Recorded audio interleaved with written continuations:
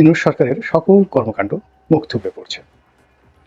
আর দলীয় পরিচয় ব্যবহার করে রাতারাতি যারা 2টো 3টে 4টে প্রমোশন নিয়ে একেবারে গেড়ে বসেছেন, তারা দলের জন্য, দলের নেতাকর্মীর জন্য, কিংবা যাদের দ্বারা তারা ক্ষতিগ্রস্ত হয়েছেন তাদের বিরুদ্ধে এমন কোনো কর্মকাণ্ড করেছেন গত 4 মাসে, এটা সিঙ্গেল নজির নেই। যেমন ধরুন পুলিশের কথাই ধরি। এখন পুলিশে আওয়ামী লীগের যে সকল কালপ্রিট ছিলেন তারা তো অনেকে পালিয়ে গেছেন, আর মেজো কালপ্রিট, ছোট কালপ্রিট, তারা ভুল পাল্টে এই সময়টাতে বর্তমান জমানার সঙ্গে তারা মিলেমিশে গেছেন এবং নেপথ্যে 1-2 কোটি নয়, কত হাজার কোটি টাকার লেনদেন হয়েছে, এটার খোঁজখবর আপনারা নিতে পারেন। জাস্ট একটা ছোট উদাহরণ দিই। আওয়ামী লীগ জমানাতে যদি ঢাকার একটা গুরুত্বপূর্ণ থানার ওসি পদে নিয়োগ লাভ করতে হতো, দেখুন তো এটা কয় কোটি টাকা লাগে।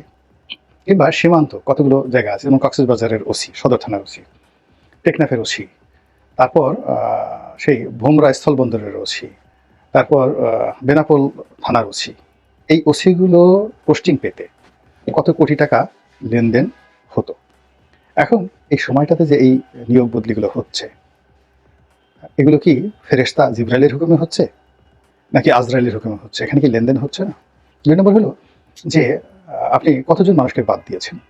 আওয়ামী লীগের সবাই তো তখন জয় বাংলার বলেছে, এবং আওয়ামী লীগ শেখ হাসিনার জমানাতে পুলিশে একটা সিঙ্গেল লোক ছিল না যারা বঙ্গবন্ধুকে আব্বা ডাকেনি, যারা শেখ হাসিনাকে আম্মা ডাকেনি, যারা নরেন্দ্র মোদীকে আব্বা ডাকেনি, ভারতকে যারা আব্বা ডাকেনি, এরকম কোনো লোক ওই জমানাতে কে পোস্টে, মানে বড় বড় পোস্টে ছিল, এরকম কোনো লোক খুঁজে পাবেন না। তারা বঙ্গবন্ধুর কবিতা শুনে কাঁদত, অসমাপ্ত আত্মজীবনী পড়ে পড়ে তারা বুক ভাসাতো, এবং কবে কোন জমানাতে ছাত্রলীগ করেছে, নিজে না করে তার বাপ কবে করেছে, কোন কোন মুক্তিযোদ্ধার সাথে তার সম্পর্ক আছে, তার বাবা মানে 10 বছর বয়সে কিভাবে মুক্তিযুদ্ধ করেছে, এই সকল গল্প করে ফাটিয়ে ফেলতো। সেই লোকগুলো এখন কোথায় বলেন তো? এবং সেই লোকগুলো এখন যেখানে আছে সেখানে কি তার এমনি এমনি আছে? টাকা পয়সার লেনদেন হয়নি কিছু? কারা করছে এই লেনদেনগুলো? এটা একটা প্রশ্ন। 2 নম্বর হলো যে যাদের কানা হয়েছে, হাতে গোনা কয়েকজন খুবই ভালো কর্মকর্তা, যেমন পুলিশের আইজি, ঢাকা মেট্রোপলিটন পুলিশের যিনি কমিশনার হিসেবে এসেছেন, ইতিমধ্যেই তাদের কথা, তাদের কর্মকাণ্ড জনগণের দৃষ্টি আকর্ষণ হয়েছে। It's nice and fantastic. কিন্তু সিভিল অ্যাডমিনিস্ট্রেশন থেকে শুরু করে অন্য জায়গাতে, এমনকি পুলিশে অনেকগুলো নিয়োগ হয়েছে, বদলি হয়েছে, শত শত হাজার হাজার নিয়োগ বদলি হয়েছে এই সময়ের মধ্যে, ইনক্লুডিং উচ্চ আদালতে। তাদের সম্পর্কে আপনি কি বলবেন বলেন তো? আচ্ছা, একজন লোক গত 15 বছর যাবৎ তিনি সিনিয়র সহকারী সচিব হিসেবে দায়িত্ব পালন করেছেন, এবং একটা অড জায়গাতে তাকে আওয়ামী লীগ ফেলে রাখা হয়েছিল। এর কারণ হলো তিনি একেবারে খুবই নিম্নমানের, বাজে মানের একজন বিএনপির কর্মী ছিলেন, এবং বিএনপির দালালি করতে করতে তার চোখে মুখে একেবারে ধানের শীষ, মানে 2009 দর্শনে এমনভাবে পথ করে উঠছিল যে আওয়ামী লীগ সরকার এসে পশ্চিমবঙ্গকে টার্গেট করে ওকে অফ করে রাখে।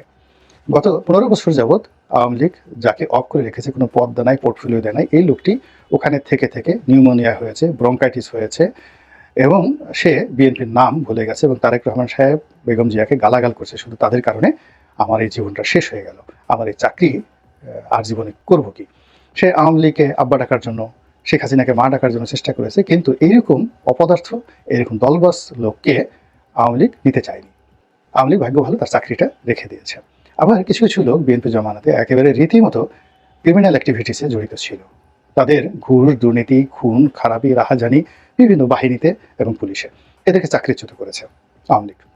মানে এই লোকগুলো বিএনপি এবং জামাতের একেবারে সিল সাপ্পর মারা। এদের মাথার মধ্যে ধানের শীষ ছাড়া আর দাড়িপাল্লা ছাড়া কিছুই ছিল না। তারা বিসিএস কীভাবে পাশ করছে একমাত্র আল্লাহ রাব্বুল আলামিন জানে। এইরকম একটা বিরাট অংশ। আমি ওই একজন অ্যাসিস্ট্যান্ট সেক্রেটারি বা সিনিয়র অ্যাসিস্ট্যান্ট সেক্রেটারি, বা ধরুন একজন বড় যে ডিপটি সেক্রেটারি, তারা এই সময়টাতে এসে হঠাৎ করে কেউ এডিশনাল সেক্রেটারি হয়ে গেলেন রাতারাতি, 1 মাসের মাথায় অনেকে সচিব হয়ে গেলেন। আচ্ছা বলেন তো ও কী কাজ করবে? ফার্স্ট থিং হলো যে তার এই সময়টাতে তো সে শারীরিকভাবে অসুস্থ, তার মানসিকভাবে অসুস্থ, তার কোনো কমান্ডিং ভয়েস নেই। গত 15 বছরে সে বিএনপির জন্য কিচ্ছু করেনি, এবং এই 15 বছর সে আওয়ামী লীগকে সাহায্য সহযোগিতা করার জন্য সর্বোচ্চ চেষ্টা করেছে, এবং যারা চাকরিতে ছিলেন তারা চাকরি বাঁচানোর জন্য মন্ত্রী এমপিদের তেল দিয়ে দিয়ে শেষ করে ফেলেছে। আমি অন্তত 100 জন কর্মকর্তার একেবারে টু দি পয়েন্ট বায়োডাটা বলে দেবো যে তারা ওই মন্ত্রী বাসায়, এমপির বাসায় গিয়ে এই কর্ম করেছে, তারা এখন এই ভালো পর্যায়ে চলে আসছে। এদের দ্বারা বিএনপির কী উপকার হবে? কোনো উপকার হচ্ছে না, হবে না। এদের দ্বারা আওয়ামী লীগের কী ক্ষতি হবে? কিচ্ছু হবে না। ক্ষতি করার কোনো তাদের সাধ্য নাই, এবং উপকার করার মতো তাদের কোনো সামর্থ্য নেই। এরকম অথর্ব লোকদেরকে দিয়ে এখন প্রশাসনের শীর্ষ পদগুলো ভরে ফেলা হয়েছে। ফলে সমন্বয়ক হয়ে গেলে তারা ভয়ে থরথর করে কাঁপে। বিএনপির কোনো নেতা টেলিফোন করলে হাত থেকে থর থর করে তাদের ভয়ে টেলিফোন পড়ে যায়। আর আওয়ামী লীগের কোনো লোকরা দেখলে তারা শরমে মরমে মরে যায় যে আল্লাহ, আমি যদি আওয়ামী লীগের এই লোকটাকে ধরি, ও যদি আমার ব্যাপার বলে দেয়। এখন বুঝতে পারেন যে প্রশাসনে সত্যিকার অর্থে কি হচ্ছে। এই যে যে দলবাজ লোকদেরকে নিয়োগ দেওয়া হচ্ছে বা হলো, এর ফলে বিএনপির কোনো উপকার হবে না। যেভাবে আওয়ামী লীগের অতীতে এই যে তারা যে পুরো প্রশাসন যন্ত্রকে নিজেদের নৌকা মাকড়ার প্রতীকে বানিয়ে ফেলেছিল, সিল জাস্টে রাবার স্ট্যাম্প বানিয়ে ফেলেছিল পুরো প্রশাসনকে, 2% উপকার এসেছে? আসেনি। একজন সিঙ্গেল লোককে দেখেছেন কেঁদেছে? হ্যাঁ কেঁদেছে। ওই যে শেখ হাসিনার সঙ্গে যিনি একজন মহিলা কর্মকর্তা ছিলেন, হেলিকপ্টার ওঠার আগে তিনি কেঁদেছেন, শুধু তাকিয়ে নয় কাঁদতে দেখেছি।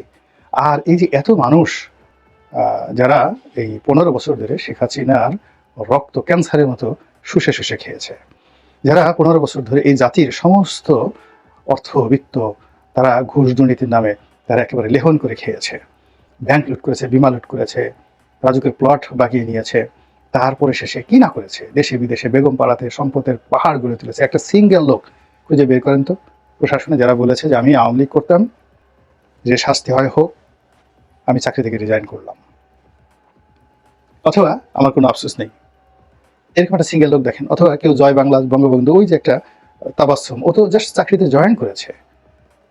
তো তাবাসসুম নামে যে মেয়েটা সবে মাত্র জয়েন করেছে, ও আওয়ামী লীগের পেয়েছেটা কি? ওর মতো 2-4 জন একেবারে অতি আবেগী অবিবেচক সেই লোকগুলো জয় বাংলা বলে শেখ হাসিনার কথা বলে চাকরি হারিয়ে ফেলেছে। কিন্তু সচিব পদে আছে, এডিশনাল সচিব পদে আছে, ডিআইজি পদে আছে, এডিশনাল আইজি পদে আছে। একজন লোকের মুখ দিয়ে জয় বাংলার নাম শুনেছেন? কিংবা জয় বাংলার একজন লোককে ধরেছে কিংবা কি করেছে? সব মিলিয়ে কেমন যেন একটা জগা খিচুড়ি হয়ে গেছে। আপনি চিন্তা করুন যে বিজ্ঞানে একটা কথা আছে, প্রতিটি ক্রিয়ারই একটা সমান প্রতিক্রিয়া রয়েছে। এভরি অ্যাকশন হ্যাজ ইকুয়াল আর সিমিলার রিয়াকশন। তো আওয়ামী লীগ যে দলবাজিগুলো করেছে সেই দলবাজি আমরা কাউন্টার দলবাজি দিয়ে প্রতিহত করার চেষ্টা করছি, এবং তাও এই ডক্টর ইউনূস সরকারের জমানাতে। তো ডক্টর মোহাম্মদ ইউনূস সরকারের জমানাতে যদি সব বিএনপির সেই 20 বছরের লোক প্রশাসন থেকে আউট হয়ে গেছে, জামাতের 15 বছর 20 বছর আগে যারা চাকরি থেকে আউট হয়ে গেছে, তাদেরকে এনে যদি এখন বসাতে হয়, তাহলে ইউনূস সাহেবের দরকারটা কি? জামাতের আমিরকে বা তারেক রহমান সাহেবকে তো অন্তর্বর্তীকালীন সরকারের প্রধান বানালে কত। আমাদের তো এই বিশ্ববিজয়ী নোবেল জয়ী কাউকে দরকার নেই, কাউকে দরকার ছিল না। আমরা তো তাকে নিয়োগ দিয়েছি, বা বড় বড় যে সকল কর্মকর্তা যাদেরকে নিয়োগ দিয়েছি উপদেষ্টা হিসাবে বা নিয়োগ লাভ করেছেন, আমরা তো তাদের কাছ থেকে অনেক ভালো জিনিস আশা করেছি। কিন্তু কি হলো ভালো? আমরা হোসেন মনসুর এখন যিনি বাংলাদেশ ব্যাংকের গভর্নর আছেন, বা ডিফ্যাক্টো যিনি অর্থমন্ত্রী আছেন দেবপ্রিয় ভট্টাচার্য, যদি 22,000 কোটি টাকা ছাপিয়ে এস আলমের ব্যাংকগুলোকে বাঁচিয়ে রাখতে হয়, তাহলে তো শেখ হাসিনাই ভালো ছিল। শেখ হাসিনা তো এই কাজই করতো, সে তো টাকা ছাপিয়ে ব্যাংকে দিত। বলেন এর বাইরে সে কি করতো?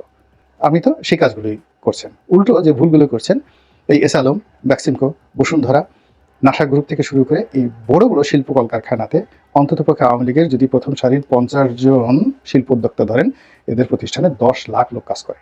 এই 10 লাখ লোকের 12টা বাজায় দিয়েছেন। সমস্ত শিল্প প্রতিষ্ঠানগুলো কার্যত বন্ধ, অর্ধেক বন্ধ বা পরিপূর্ণভাবে বন্ধ। আপনি দেখেন ইউলোর মতো একটা ব্র্যান্ড জ্বালিয়ে পড়ে ছারখার করে দেওয়া হয়েছে। এই ইউলোতে কত লাখ লোক চাকরি করতো। আপনি ব্যাক্সিমকো ফার্মাকোর মতে টিকে আছে, one of the finest factory in the world. তো এই জিনিসগুলো অধিগ্রহণ করা, এগুলোকে সার্ভাইভ করা, এগুলো রিভাইভ করা, এই ব্যাপারে তো সরকারের কোনো রকম প্ল্যান নেই। বরং দুর্নীতি দমন কমিশনে কে চেয়ারম্যান হবে সেটি নিয়ে ওরে বাবা বিএনপি, আওয়ামী লীগ, জামাত, তারপরে সে ইউনুসপন্থী লোক, চিটাগাংয়ের লোক, নোয়াখালীর লোক পাগল হয়ে গেছে। এবং সবশেষে যখন যাকে নিয়োগ দেওয়া হলো, তখন বাকি যারা সবাই হাই এ কাকে নিয়োগ দেওয়া হলো, এ খারাপ ও খারাপ ও খারাপ ইত্যাদি বিভিন্ন কথা। আইজি সাহেবকে একই অবস্থা, নিয়োগ দেওয়া হলো। কমিশনারকে এত মানুষ কেন তাকে নিয়োগ দেওয়া হলো? নানা রকম কথাবার্তা হচ্ছে, এবং সব কিছুর মধ্যেই দলীয়করণ যে রয়েছে, এই দলীয়করণের প্রভাবটা অতীতের যে কোনো সময়ের চাইতে আরও মারাত্মক আকার ধারণ করেছে। অতীতে আওয়ামী লীগের যারা দলীয়করণ পরিচালনা করতেন, খুঁজে দলের লোককে নিয়োগ দিতেন, তারা অ্যাটলিস্ট চেয়ারে বসে 3টি কাজ করত। প্রথম কাজ করতো আওয়ামী লীগের স্বার্থটা সবার আগে দেখত। দ্বিতীয় কাজ করতো আওয়ামী লীগের শত্রুদেরকে নিধন করত। তৃতীয় কাজ করতো নিজের ভাগ্য উন্নয়নের জন্য চুরি চামারি চোট্টামি যা কিছু দরকার সব তারা করতো। আচ্ছা, এখন এই গত 100 দিনে যে সকল দলীয় লোকজন আছে তারা কি ইউনূস সরকারের স্ট্যাবিলিটির জন্য কিছু করেছে? না। বিএনপির জন্য বা জামাতের জন্য ওই চেয়ারে বসে মঙ্গলজনক কল্যাণজনক একটা সিঙ্গেল কাজ করেছে আমি দেখিনি। আমি প্রশাসনের সঙ্গে, সে যেহেতু এমপি ছিলাম, আমি তো সচিবালয় কীভাবে কাজ করে, কোন টেবিলে কাজ করে, একজন সচিব কতটুকু লম্ফ দিতে পারে, জম্প দিতে পারে, একজন আইজি কতটুকু কী করতে পারে, সেনা প্রধান কতটুকু তার এখতিয়ার রয়েছে, ডিজিএফআই প্রধান কতটুকু কাজ করতে পারে, এই জিনিসগুলো হাতে কলমে আমরা দেখে আসছি। তো আমরা এখন বুঝতে পারি যে এখন এনএসআই কী করছে, ডিজিএফআই কী করছে, পুলিশ সদর দপ্তর কী করছে, মেট্রোপলিটন পুলিশ কী করছে, সচিবালয়ের ক্যাবিনেট সচিব কী করছেন, সংস্থাপন সচিব কী করছেন, যোগাযোগ সচিব কী করছেন, স্বরাষ্ট্র সচিব কী করছেন, এটা সচিবালয়ে যাওয়ার দরকার নাই, এখান থেকে বোঝা যায়, এটা বুঝতে পারি।